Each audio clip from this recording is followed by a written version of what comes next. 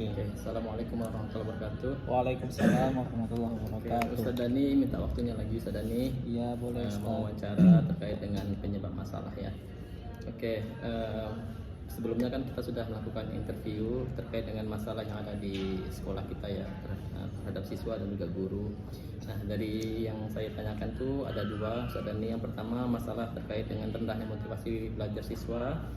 Kemudian yang kedua masalah kesulitan siswa dalam menjawab soal HOTS dan juga melewati asesmen.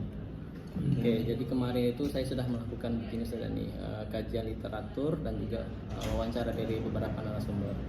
Jadi yang saya dapatkan, saya gabungkan nih analisis dari penyebab masalah. Yang pertama, rendahnya motivasi belajar siswa itu dikarenakan ada dua faktor, Ustaz Dani. Pertama, faktor internal seperti siswa itu belum tahu tujuan hidup ya, seperti Ustaz Dani bilang. Kedua, minat belajar siswa yang masih kurang. Ketiga, siswa itu tidak suka hitungan. Kemudian faktor eksternalnya, penyebab motivasi belajar siswa itu rendah karena pertama, proses pembelajaran tidak menarik. Kedua, tidak ada feedback dari guru maupun siswa. Ketiga, tidak ada dukungan dari guru dan juga keluarga. Terakhir, pengaruh teknologi. Oke. Nah, dari menurut Ustaz Dani nih, boleh kalau saran ya, memberikan saran apa kira-kira akar penyebab masalah dari rendahnya motivasi belajar menurut Ustaz Dani lah nih. Dari dua faktor tadi ya, internal atau eksternal. Iya.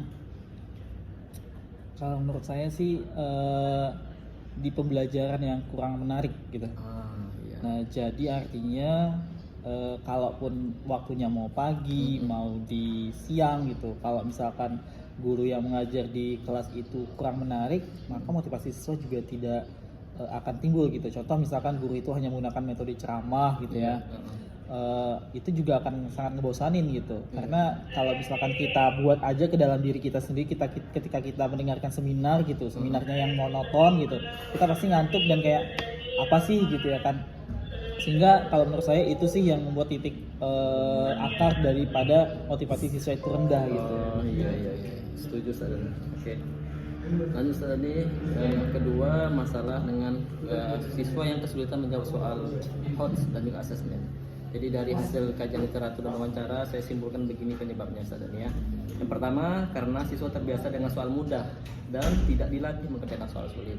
Yang kedua, kurangnya literasi dan numerasi. Ketiga, guru tidak memberikan penguatan konsep materi. Dan terakhir, siswa itu tidak ada persiapan belajar. Dari empat tadi, menurut Ustaz Dani apa tuh akar penyebab dari siswa itu kesulitan melewati soal HOTS? Kalau menurut saya sih konsep ya, karena dari konsep tadi artinya kalau misalkan benar-benar siswa itu sudah paham konsepnya, dari berbagai bentuk soal jenis apapun insya Allah bisa gitu. Tapi kalau misalkan dari konsepnya saja dia tidak bisa, misalnya nih tentang aljabar menemukan nilai X atau nilai Y, sementara kan kita saat ini kan menggunakan bahasa pindah ruas atau segala macam gitu ya. Sementara di saat ini banyak sekali siswa yang juga masih belum paham tentang kok bisa begini, kok bisa dipindahin ruas gitu, padahal itu kan bahasanya dari SD sudah diajarkan gitu ya. Kalau dari konsepnya kan artinya bukan pindah ruas, tapi ruas kiri dan ruas kanan misalkan sama-sama dibagi 3 atau dikurangi 3 atau ditambahin 3 gitu ya. Nah, dari situ konsepnya kalau misalkan dari siswa sendiri belum tertanam konsepnya, itu belum, artinya itu yang menjadi kesulitan dasar siswa dalam menemukan mencari soal. Tidak hanya soal HOTS, soal dasar saja kalau konsepnya belum tuntas, maka dia tidak akan bisa menyelesaikan soal. Iya, betul, setuju. Oke. Berarti kalau konsep dari siswa ini sudah pas, sudah oke, maka nanti ketika dikasih soal sulit pun insya Allah mungkin dia bisa ya. Ya, dan tentunya latihan juga gitu ya. Ya, tentunya ketika konsepnya sudah tuntas, ditambah lagi dengan memperbanyak latihan-latihan soal gitu. Oke, Ustaz Dani.